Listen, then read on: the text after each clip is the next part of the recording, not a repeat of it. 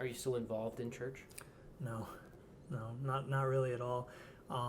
Like if I were to walk into a church, I think I would immediately have an emotional response to the music, and that is something that I miss a lot. I miss playing music. I miss singing with people because there's not really an experience like that. I mean, like I've gone to concerts, I've gone to stuff like that, and when everybody knows the words and everybody's singing, it's that feeling, but it's like every day of every week. That was my whole life. So I think if I walked into a church today, I would have an emotional response, just because I love that, and I know that was a huge part of my life for so long. But as soon as the music stopped and as soon as the preaching started, I would have a huge disconnect. And for me, it's not something I want to put myself through anymore. You know what I mean? Like, it's not like I have other things to do on a Sunday morning. My name is Jonathan Chase, and I used to be a worship leader at the International House of Prayer. I went to school there. I actually spent a formative part of my youth there. I was about 11 or so. My family moved to Kansas City from Chicago. And I used to be a worship leader there. I was pretty heavily involved. What'd you play? Guitar a lot. I played a lot. I played guitar. I played piano. I sang. I started out on the drums. My parents actually got me involved in music like very early on. I was playing like violin and cello and stuff like that when I was like 3 or 4. Because my mom was like, you've got to learn how to play music. She loved music and she loved to sing, and so she was like, everybody in our house has got to learn an instrument so that we can play together. And I was like, okay, cool, let's do it. So I loved music from a very young age, and I started learning and just kind of picked up a bunch of instruments from there. And then when we got to the House of Prayer in Kansas City, it was like, oh, there's a place where I can do all of this stuff with other people who use these talents, and that was what initially drew me in and got me excited to be there. It became a huge part of my life. We kind of touched on your family, but what was like your childhood family situation like growing up? Besides, like once you moved to Kansas City, I guess. Once we moved to Kansas City, it was weird. It was different. I left my whole life in Chicago. I mean, like, yeah, I was like 10, 11 maybe when we moved there, but I still, like my mom has like 10 sisters, and like they all have cousins, and so it was a whole family that we were leaving behind, and like, like people that we had grown close to, and it was weird. It was really weird, like packing up and moving, and my parents came to Kansas City for the House of Prayer.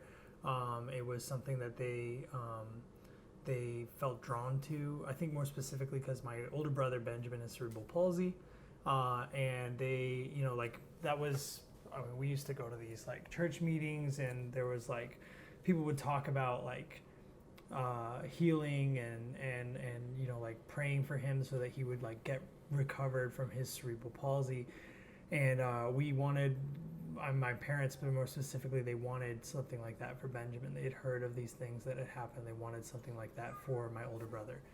Yeah, so we moved to Kansas City, and it was isolating at first, but like I said, like I kind of threw myself into what they called the Children's Equipping Center, and they had worship teams that you'd lead service, and it was cool because it was like they would give these kids responsibility and they would give these kids leadership. And the guy who ran it, Lenny LaGuardia, he was very he would say this all the time. He was like, we treat the kids like they're adults and we give them the responsibility to like to lead these teams and stuff. And I lit up at that. I loved it. I was like, this is amazing. I get to like, I'm treated like an equal. I'm not treated like a little kid, and I'm able to like participate and create things with other people, and I love that. Like, and I think I owe it to that specifically why I stuck around for so long. I never had a problem with like the platform they gave us, the opportunity to write songs and create songs and play and learn instruments. I mean, I learned so much. I learned how to play and get better at my instruments because they provided instructors and they provided people who taught the kids. Looking back, the thing I never connected with, and still to this day don't connect with, is the teaching part of it. I remember like this huge emotional response to the music and loving it and connecting with something, whether that was spiritual or emotional for me. But I remember connecting there, and I loved singing. I loved music. But whenever it got time to sit down and listen to someone talk to us, I never connected with it. And it wasn't ever something that really like struck me. And then as that became the norm for me growing up, like, you know, you worship and then you preach and then you worship and you listen to someone teach. As that became the norm, you just learn to like accept that this is what they were going to talk about after you did the thing that you wanted to do, which for me was worshiping and playing music. Do you think it was what they were saying, or just like your attention span and level of? I think it was what they were saying, because I never really connected with. I mean, they would tell me things like, like going back on like my brother being there, I would see my whole life, I saw people praying for my brother and praying for him to get healed and saying, you know, God is this, God will work a miracle for him. And which I was like, hey, that's amazing. I would love for that to happen. I would love for my brother to have a healthier life experience. If we can go back to the feeling you get in worship. Sure. Because I know what you're talking about. I've experienced, but for someone who maybe doesn't, like, what does that feel like? What can you try to describe it? It's just crazy. It's goosebumps all over your body. For me, it's the fact that for 3 minutes or however long the song is, I am in a room full of people, and they are all singing the same thing I am, and we're all feeling or experiencing the same thing, maybe in different ways, maybe on a personal level, but like it's just the knowledge that I'm in a room with other people and we're all there to do one thing. And if you had asked me this question like 5 years ago, if you had asked me this question maybe 6 or 7 years ago, I would have said, oh, the reason I feel that way is because the reason I feel good when I'm singing, the reason is because that's the Spirit of the Lord, that's Jesus there, you know. And now looking back, I don't know if it was Jesus. I don't know if it was the Spirit of the Lord. I know that music has a very strong emotional pull on a lot of people, myself included. And I think, you know, I mean, it's the same feeling that, if you listen to the riff on Coldplay's Fix You, you know, it's that same, like, it's like your heart is soaring and it's this whole thing. And I don't know, it's a beautiful experience. It's really hard to describe. I want to talk about sin, or the concept of sin. Let's talk about sin. Sex, drugs, and rock and roll, and all that shit. So, what were you taught about all that stuff, and what do you believe now? Like, what? I know that's like a big subject. Man, like, I don't know, man. Sin. It felt like everything was sin. It felt like, God, sin is such a vague term. I don't feel like the people who were telling us what sin was even knew what sin was. It was just kind of like, hey, it got to the point where if like someone's personal opinion didn't like line up with what you were doing, then what you were doing was sin. And I caught on to that early on. I was like, oh, you just don't like that I'm doing this. So it's not sin. It's just you don't like what I'm doing. Right. I don't know, man. Like, you know, like same stuff you were probably taught. Like same stuff. Like I think a lot of people, and it's not like, you know, it's like there's the big ones. There's murder. There's there's stealing and stuff, and then there's the little vague ones like lying to your mom and masturbating. Like, you know, like it's like it could cover anything. I was like, how is jerking off the same as shooting something? Like I don't understand the scale. Like what's the intensity of it? You know. Right. There was a lot of shame surrounding sin in general. Like there's a lot of shame in just like in everything. Like it was just a system of shame, but at the same time they were like gaslighting you with this like, well, there's no condemnation. I'm feeling a little condemned, but you know, like they're always like, you know, Jesus's love washes away sin. It was like, okay, cool. So like I don't have to worry about it. Oh no, you still have to worry about it. It's still there, but Jesus' love washed it away. So, you know, like you're good, but you're not. It was like the Schrodinger's cat of sin. Like it's like if you don't open the box, you might be okay. You know what I mean? Like we don't know if that's sin. We don't know if Jesus' love actually washed that away. So just be okay. It was so vague. Like everything could have been sin. I don't know. What were you taught about sin? Like, first I was taught that people are inherently evil. Yeah. Yeah, I was taught that too. And then like later on, one of my pastors was like, no, that's not it at all. And so throughout my adolescence, I was kind of just torn back and forth between those two ideas, and there was a lot of fear, and there was a lot of shame. Yeah. Shame, so much. Yeah.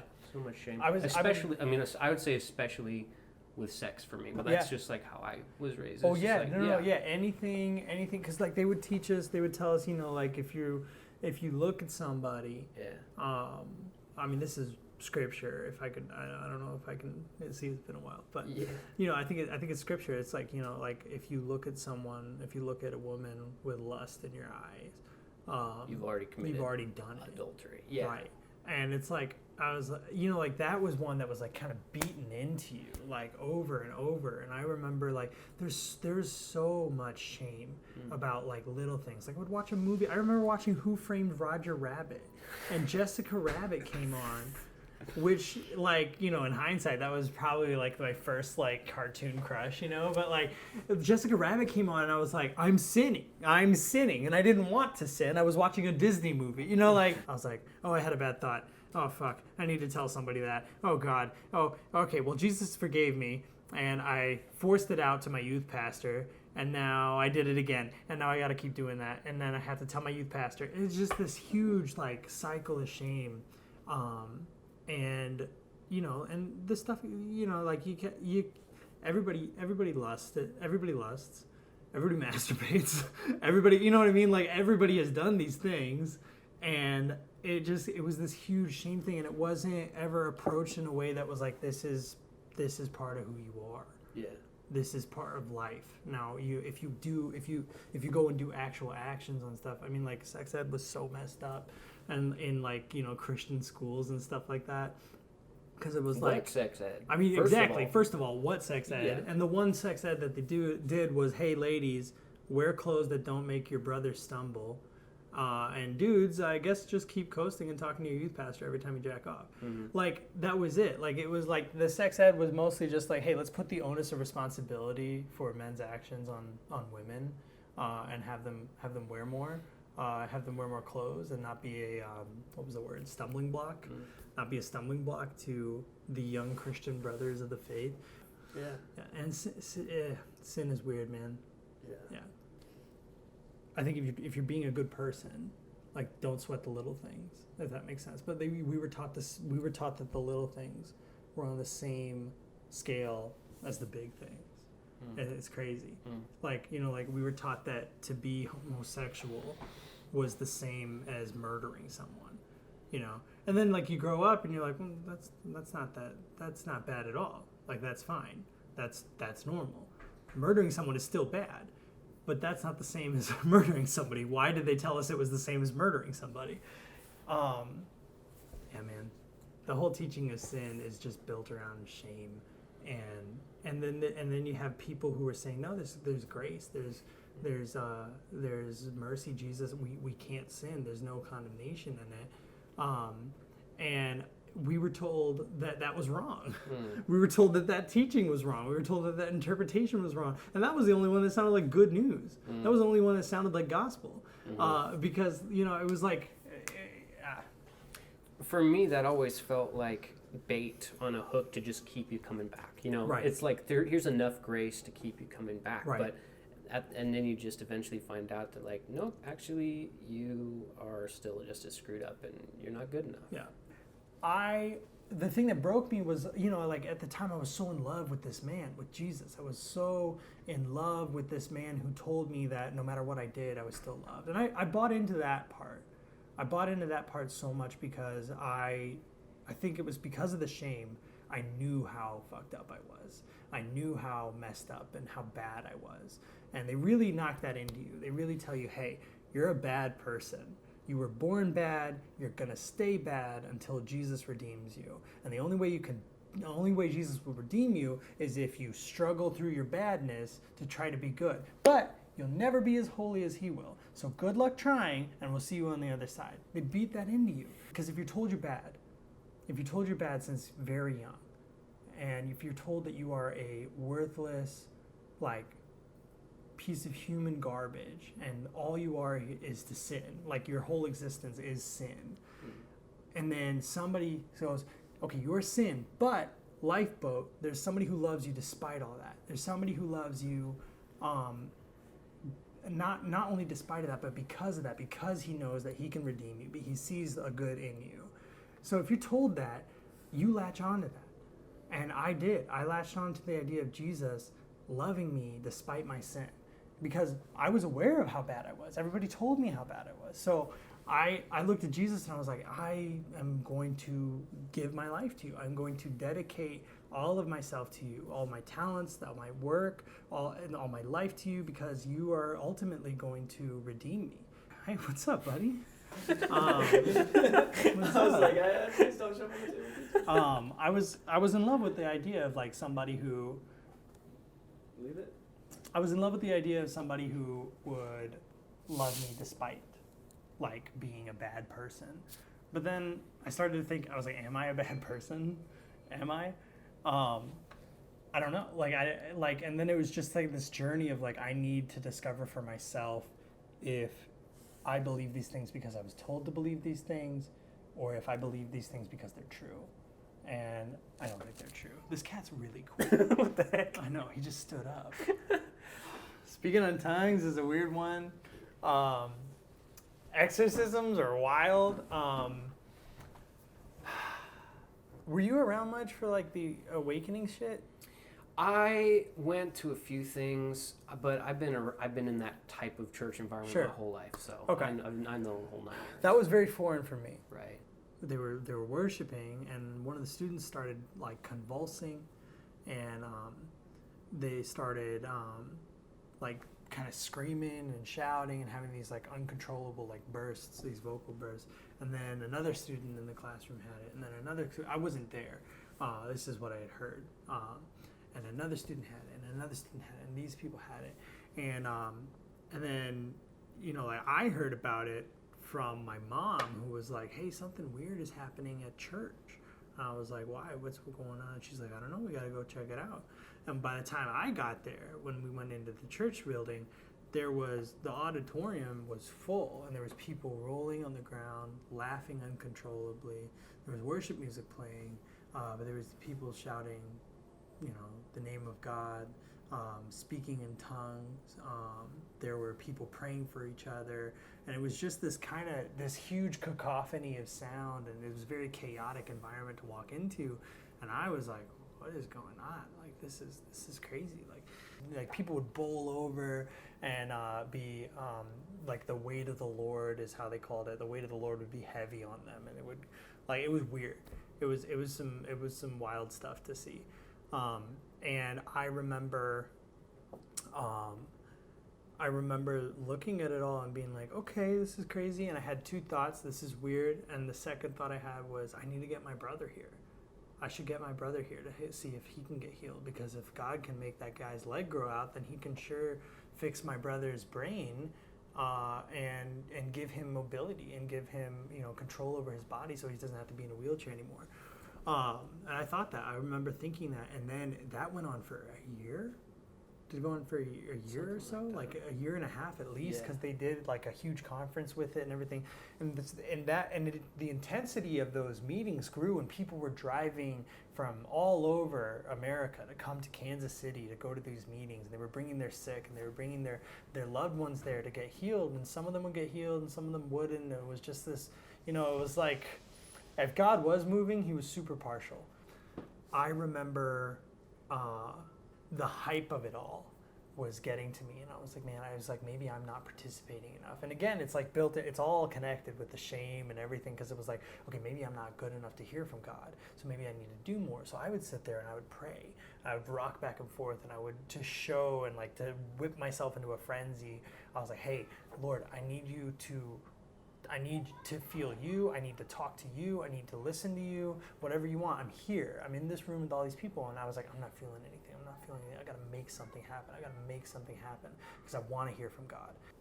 Looking back, I don't think I ever got a gift of tongues. Did they tell you to practice? They told us to practice our tongues. Because they told me to practice. That was always a thing. So when did you get prayed for? When did you?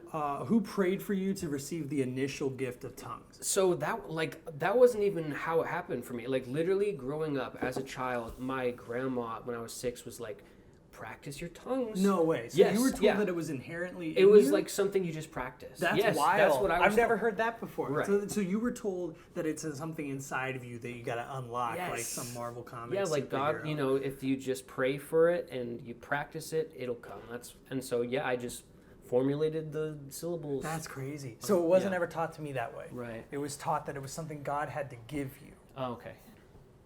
I was probably like 12.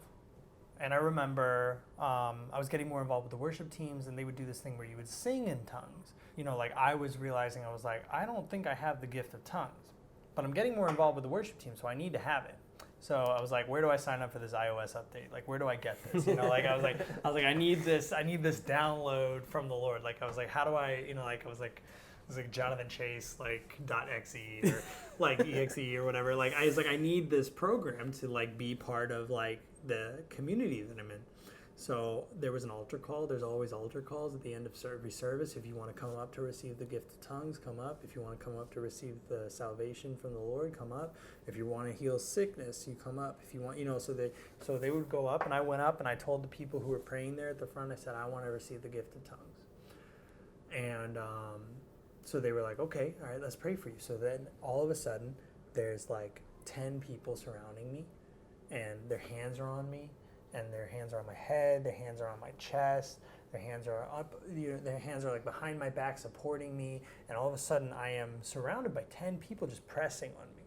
And I remember, and some people are praying softly in whatever language, they're praying softly in this tongues thing. It sounded like gibberish to me, but they were praying in tongues, and there were other people praying in English. And then it would get more intense. The people would rock back and forth, and it became this huge thing where it's like all of a sudden I'm being moved around by 10 people with their hands on me, and now they're shouting in my ear, Lord, give him the tongues. Lord, give him your wisdom.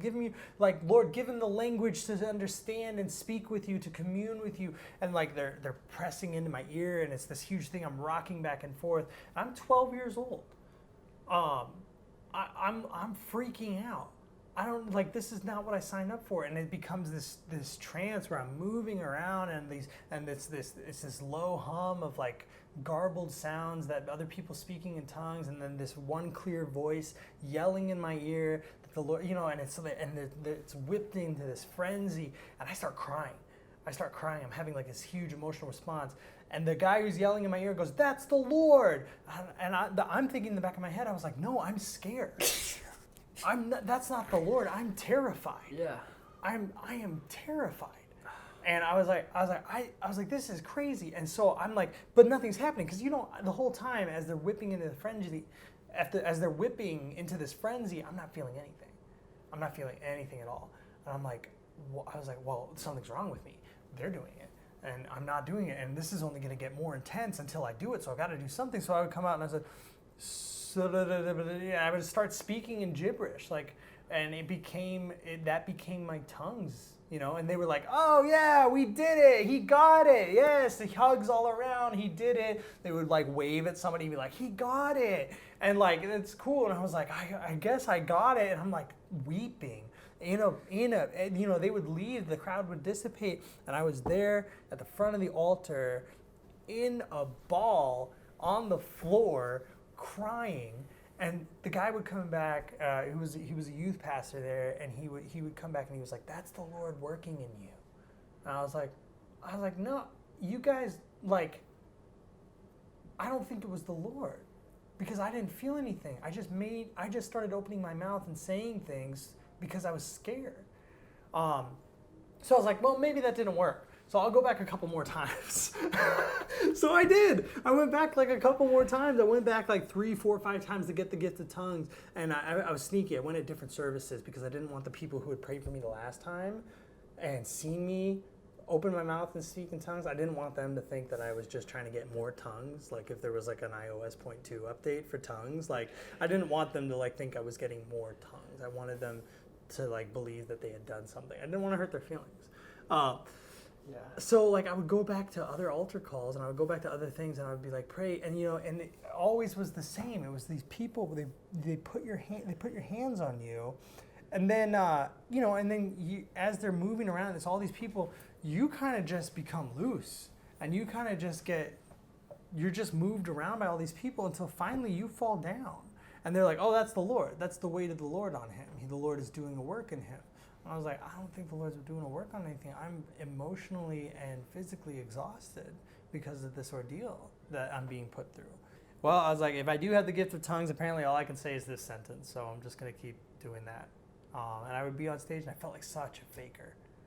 I felt like such a, just like an imposter, like, cause I was up there and I was like, theirs sounds different than mine. I was like, this gift that I have is not really a gift. I made this happen. I worked myself up, and now this is the only thing I can say. I'm not there. I'm not good enough. And again, it always came back to shame. It always came back to shame, and that's a complex that I still have today, where it's like if I disappoint someone, I am deeply, deeply afraid of disappointing people. Because I don't want to be a disappointment to people, because I was told my whole life that I was a disappointment to God. And it all comes back to that shit every time. Yeah. Gotcha. Talking about some intense stuff, man. Oh, yeah. Getting nitty gritty. How much of it do you think was real? 2%, maybe. And it's funny, they made an announcement to end it. They made an announcement, they just kind of like, because like when the awakening ended, like they were like, hey, so we've decided to stop holding these meetings. And so like we've stopped inviting God to this meeting. We're not going to have the meeting where God shows up and makes everyone laugh. And I thought that was so weird. I was like, what? So is God going to do that on Friday night? Or are we just done with the whole laughing on the floor thing? Like, I remember hearing that announcement and going, like, why would, if this is what you're saying it is, if this is really the Lord meeting, then who do you think you are to tell him when he's not going to have these meetings? You're telling God that he can't have his house party here anymore? Like, you're telling God that he can't have, like, his little thing here? That seems like a very bold thing to do. That seems like a very brazen thing to do. Why are you doing that? You're going to invite the wrath of God into this place. Like, like he came through with joy and you were like, okay, that's cool. We've had about a year of that. We're good on all that. It was just such a weird, bizarre thing for me to hear someone say. It's like, hey, we've let the Lord move long enough.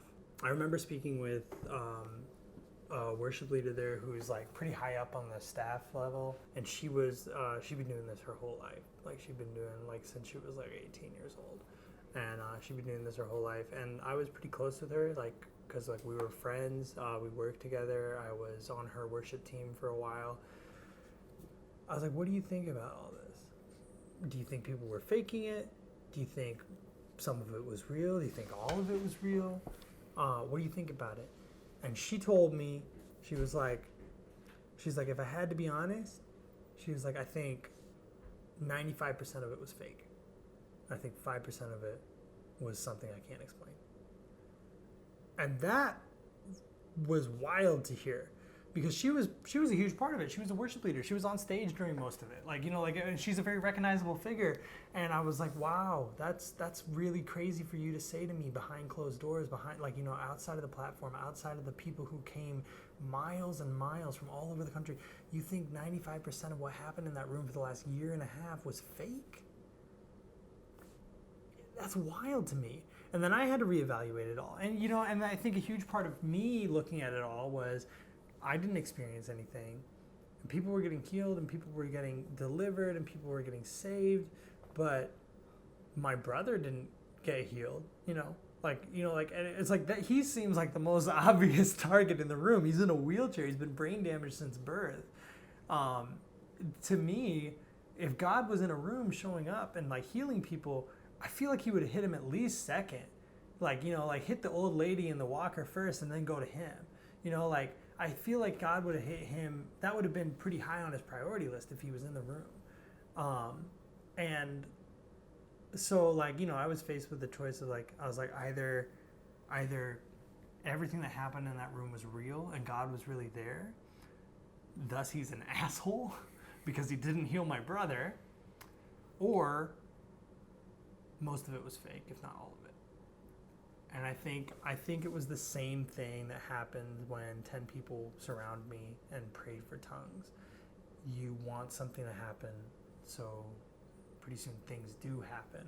And after a while, it's hard to tell if things are happening because you want them to happen or things are happening because they're actually happening. I think, like for me personally, looking back at it, I don't think any of it was real. I can't, I didn't see any miracles. I wasn't there when the first thing broke out. Like, I wasn't there for really anything. And every time I was in the room, I know what I was feeling personally, and that was nothing. The heavens weren't brass. I was having an emotional reaction to a lot of things, but I don't think it was a true move of the Lord or the Spirit or anything. I don't think it was anything supernatural. I think it was people wanting something to happen. Because if it was, I don't think you could just turn it off like a faucet. Because literally the next day after that, nobody was getting touched. Nobody was moving. Nobody was like screaming or having these outbursts in the back corner or anything. It just went right back to how things were, and which was very bizarre for me to look at and be like, oh, it was like, wow, it's like whiplash almost. It's like we've been in full gear for a year and a half and then just put the brakes on it. Exactly, turn the thing down, and then it's done. Curtains. Felt weird. It was like we drew curtains on God. So you think God's real? I think God is real. I don't know if God is who we were taught he is, or they are, or whatever, I think God's real. I think there's something out there. There's spiritual experiences that I've had, but I don't know if they were just me. Again, like I don't know if it was just me wanting to something to happen, and it was just my brain interpreting it as a spiritual experience because that was the environment I was in, or if it was actually a spiritual experience. I've adopted, like, my faith now, like I said earlier, like faith is nothing without the questioning of it, and my faith is very important to me, but I've adopted a very,